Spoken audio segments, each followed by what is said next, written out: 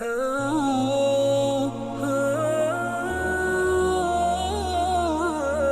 لله رب العالمين. الحمد لله الذي جعل الدنيا دار كسب وعمل وجعل الآخرة دار ثواب وجزاء، وأشهد أن لا إله إلا الله وحده لا شريك له، وأشهد أن محمدا عبده ورسوله تركنا على محجة بيضاء ليلها كنهارها لا يزيق عنها إلا هالك. ولا ليال إن شاء الله تعالى waxa aynu qaadanaynaa qaybtii labaad barnaamijkii ka hadlayay fadlu ducaa, fadliga iyo qiimaha iyo quruxda ay leedahay in qofka muslimkii Allah subxaanahu wa ta'ala uu baryo.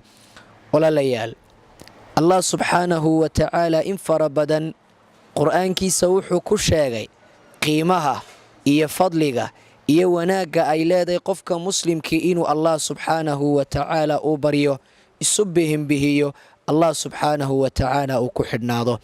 xadiiska saxiixa ah ee imaamu tirmidi uu warinayo abi hurayra radiyallahu canhu nabiga ka soo rarayo waxa uu leeyahay laysa shay'un akrama cala allahi tacaala min adducaa. ilaahay waxa ugu qaalisan ee uu jeceliyey waa baryada, ee ilaahay aynu barino, waayo cibaadada ugu qaalisan ee ugu qiimaha badan leh waa qofka mu'minka ah oo ilaahay barya. mar kale imaamu tirmidi waxa uu soo saaray oo abu hurayra uu soo tabinayaa man lam yas'al illaaha yaqdabu calayh. qofka ilaahay baryi waaya, isku xidhi waaya, ilaahay isu bihin waaya, ilaahay baa u cadhoonaya oo ka tegayo ka dheeraanaya. salafu haadihi lummana waxay odhan jireen tarku su'aali takabburun waistighnaa. in qofka muslimka ilaahay baryi waayaa waxay tilmaamaysaa sumad iyo calaamad u tahay qofkoo ilaahay iska sarraysiiyey kana kaaftoomay ciyaadan billaah. wa haadaa laa yajuusu lilcabdi, addoonkana uma qurux badna inuu qofku ilaahay baryi waayo. sheekh gabayaa ah ayaa wuxuu lahaa allaahu yaqdabu in tarakta su'aalahu wayaa bunaya aadamu xiina yus'alu yaqdabu.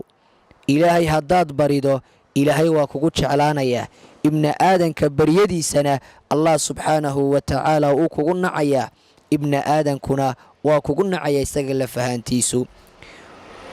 imaamu abi daa'uud fii saxiixihi waxa uu ku warinayaa salmaan alfarisiy xadiiska uu warinayo ina allaha yustajaabu min adducaa.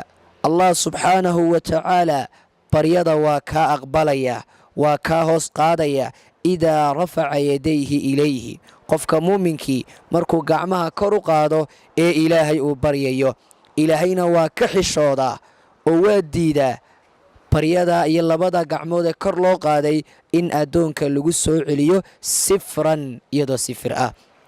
nebigu sala allahu calayhi wasalam isagoo inagu baraarujinaya qiimaha iyo fadliga ay leedahay qofka muslimkii inuu ilaahay baryo, imaamu tirmidi mar kale waxa uu leeyahay xadiiska abi hurayra uu soo saaray man sarahu an yustajaaba allaahu lahu, qofka jecel inuu allah subxaanahu wa tacaala baryadiisa iyo ducadiisa ka hoos qaado oo laga ajiibo cinda shadaa'idi, markay dhibtu ku timaado, walkurb iyo musiibadu markay ku habsato.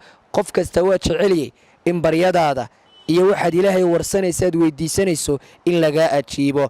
nebigu wuxuu yidhi falyukthir idducaa'a fi rikhaa, baryada ha baryo iyo inuu ilaahay tuugo marka uu barwaaqada ku jiro.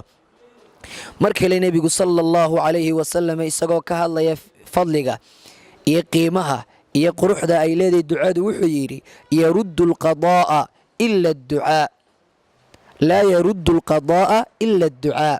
baryada waxaa ka hortaga oo baryada fawaa'ideeda ka mid ah in dhibta iyo musiibadii kugu soo socotay in allah subxaanahu wa tacaala xayndaab iyo dayr kaaga dhigo baryadaad ilaahay bariday. cumrigana way siyaadisaa. waxaanay culimmadii hore odhan jireen ducadu waa 3.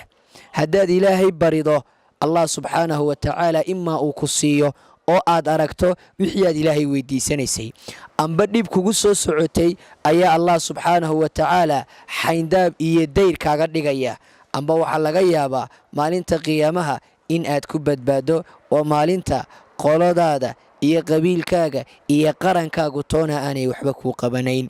imaamu alghasaali wuxuu odhan jiray adducaa'u sababun liraddi albalaa'i waalqadaa. ducadu waxay ka hor tagtaa balaayada iyo musiibada iyo duufaanada waxa ka hortaga ee xayndaabaa waxa weeye qofka muslimkii inuu ilaahay baryo. marka walaalayaal dhammaan axaadiistaasoo dhan waxaynu ka qaadanaynaa inaynu ilaahay ku xidhnaano.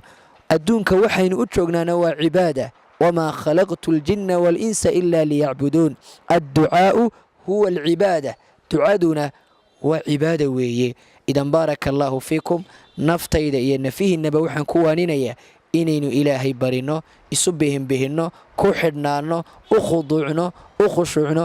in shaa allahu tacaala waxaan idinkaga tegayaa subxaanaka allahuma bixamdika ashhadu an laa ilaaha ila allahu astakfiruka wa atuubu ilayh.